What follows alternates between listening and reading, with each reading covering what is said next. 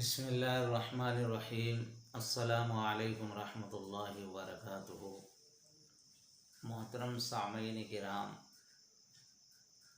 آج امت میں ایک بیماری، ایک دوسروں کو حقارت کی نظر سے دیکھنا۔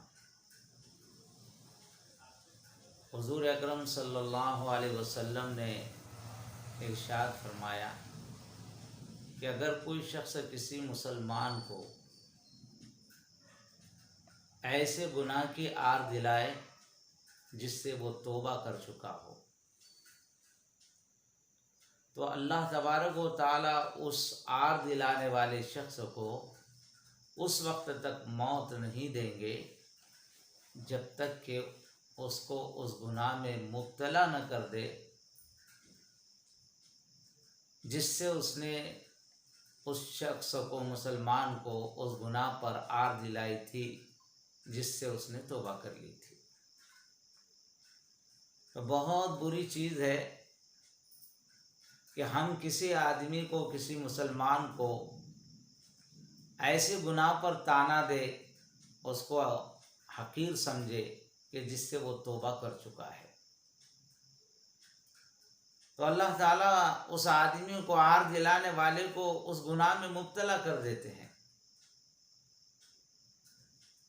لیکن اس سے بھی زیادہ یہ برا ہے کہ ہم کو وہ آدمی کیسے توبہ کرے گا، گناہ سے اس نے کب توبہ کی، کیا پتہ چلے گا۔ اس لیے بزرگوں،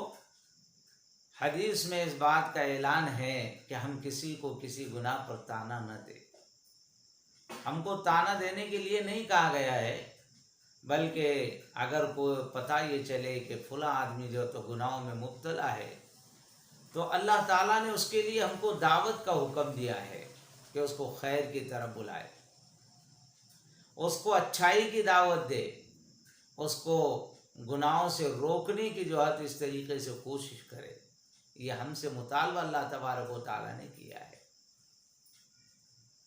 حضور اکرم صلی اللہ علیہ وسلم نے فرمایا کہ کفر سے نفرت نہ کرے، بلکہ کفر سے نفرت کرے، کافر سے نفرت نہ کرے۔ گناہ سے نفرت کرے، گناہ گاروں سے نفرت نہ کرے۔ گناہ سے نفرت کرنا جائز ہے، لیکن گناہ گاروں سے نفرت مت کرو، اس لیے کہ گناہ گاروں سے نفرت کرنے کا حکم نہیں، بلکہ ان کو دعوت کے دینے کا حکم ہے کہ تم ان کو ان گناہوں سے جو تو روکنے کی کوشش کرو۔ حضور اکرم صلی اللہ علیہ وسلم نے فرمایا کہ من رأى منکم منکرا فلیغیرہ بیدہ فمن لم یستطع فبلسانہ ومن لم یستطع فبقلبہ وہو ذلک اضعف الایمان، او کما قال علیہ الصلوۃ والسلام۔ حضور اکرم صلی اللہ علیہ وسلم فرماتے ہیں کہ جب تم کسی کو کسی گناہ کے اندر مبتلا ہوتے ہوئے دیکھو، کسی آدمی کو کوئی گناہ کرتے ہوئے دیکھو، تو تمہارے ایمان کی یہ طاقت ہونی چاہیے کہ تم اپنے ہاتھ سے اس گناہ گار کو گناہ کے کرنے سے روک لو۔ فَإِن لَمْ يَسْتَطِعْ، اگر تمہارے اندر اتنی طاقت نہیں ہے کہ تم اس کو اپنے ہاتھ سے اس گناہ گار کو گناہ کرنے سے روک سکتے ہو، تو اپنے زبان سے اس کو بولو، دعوت دو اس کو۔ اور اگر اتنی بھی طاقت نہیں ہے کہ تم اپنے زبان سے بھی اس کی اصلاح نہیں کر سکتے، اس کو بول نہیں سکتے ہیں، تو پھر اپنے دل میں اس گناہ کو برا سمجھو۔ وَذَلِكَ أَضْعَفُ الْإِيمَانِ، حضور نے فرمایا کہ کسی گناہ گار کو گناہ کرتے ہوئے دیکھ کر اس کو اپنے دل کے اندر برا سمجھنا، یہ ایمان کی سب سے کمزور علامت ہے۔ تو یہاں تو دعوت کے دینے کا حکم دیا گیا ہے، گناہ گاروں سے نفرت کا حکم نہیں دیا گیا۔ اس لیے حضور اکرم صلی اللہ علیہ وسلم فرماتے ہیں کہ کفر سے نفرت، لیکن کافر سے نفرت نہیں، کافر سے نفرت نہیں۔ آپ صلی اللہ علیہ وسلم کا طائف کا واقعہ مشہور ہے کہ آپ صلی اللہ علیہ وسلم طائف والوں کو دعوت دینے کے لیے گئے، لیکن طائف کے کسی آدمی نے آپ کی بات نہیں سنی، بلکہ آپ کا مذاق اڑایا، آپ کے اوپر پتھر برسائے، آپ کی ہوٹنگ کی، آپ کو جو ہے تو مارتے رہے، کوئی اینٹ سے کسی نے اینٹ سے مارا، کسی نے پتھر سے مارا، اتنا مارا کہ نبی کریم صلی اللہ علیہ وسلم لہولہان ہو گئے۔ آپ صلی اللہ علیہ وسلم کے جسم مبارک سے، جسم اطہر سے خون کے فوارے جاری ہو گئے۔ آپ صلی اللہ علیہ وسلم ایک وادی میں بے ہوش ہو کر گر پڑے. جب آپ کو ہوش آیا تو حضرت جبرائیل علیہ السلام سارے فرشتوں کے ساتھ حاضر ہوئے، جس میں فرشتوں پہاڑوں کے فرشتے بھی موجود تھے. آپ صلی اللہ علیہ وسلم نے فرمایا کہ اللہ کے رسول، اگر آپ چاہیں تو ان طائف والوں کو، آپ اگر حکم دے تو ان دو طائف والوں کو ان دونوں پہاڑوں کے بیچ میں اس طریقے سے ہم پیٹ ڈالیں گے جس طریقے سے چکی کے دو پاٹوں میں اناج پیسا جاتا ہے، گیہوں اور جوار پیسی جاتی ہے، ایسا پیٹ ڈالیں گے. تو حضور اکرم صلی اللہ علیہ وسلم کو اتنی تکلیف کے دینے کے باوجود آپ صلی اللہ علیہ وسلم نے ان کافروں سے، ان مشرکوں سے نفرت کا اظہار نہیں کیا، بلکہ یوں کہا اللہم اہد قومی فإنہ لا یعرفون. جبرائیل، میں دعا کرتا ہوں اپنے اللہ سے، اللہم اہد قومی، اے اللہ میری اس قوم کو ہدایت دے دینا، فإنہ لا یعرفون، اس لیے کہ یہ مجھے پہچانتے نہیں. اگر یہ قوم مجھ کو پہچان لیتی تو مجھے مارتی نہیں بلکہ میری اطاعت اور فرما برداری کرتی. تو میرے دینی بھائیو بزرگوں، یہ نبی کریم صلی اللہ علیہ وسلم کے ذریعے سے ہم کو یہ درس ملتا ہے، یہ سبق ملتا ہے کہ آپ صلی اللہ علیہ وسلم نے اپنے کیریکٹر اور اپنے اخلاق کے ذریعے سے امت کو کس طریقے سے جوڑنے کا حکم دیا ہے، کس طریقے سے جوڑنے کا حکم دیا ہے کہ ہم کافروں سے بھی نفرت نہ کریں، غیروں سے نفرت نہ کریں، بلکہ ہم جس شعبے کے اندر ہے اس شعبے کے اندر جو ہے تو ہمارے ساتھ ساتھ ہمارے غیر مسلم بھائی بھی رہتے ہیں. ہم جس مارکیٹ میں ہماری دکان ہے اس مارکیٹ میں ان کی بھی دکان ہے. ہم اپنے اخلاق کے ذریعے سے، کردار کے ذریعے سے، کیریکٹر کے ذریعے سے، معاملات کے ذریعے سے، محلے میں معاشرت کے ذریعے سے ہم ان کے ساتھ اچھا سلوک کریں تاکہ ان کے دلوں کے اندر محبت پیدا ہو، وہ جو ہے اسلام کے قریب آئیں کہ واقعی مسلمان جو ہے اس طریقے سے اچھے ہیں اور ان کا مذہب بھی بہت اچھا ہے. حضور اکرم صلی اللہ علیہ وسلم نے اپنے اخلاق کے ذریعے سے، اپنے کیریکٹر کے ذریعے سے ان کو جو ہے تو ان کی اصلاح فرمائی ہے. ایک یہودی کے نبی کریم صلی اللہ علیہ وسلم نے دعوت کی.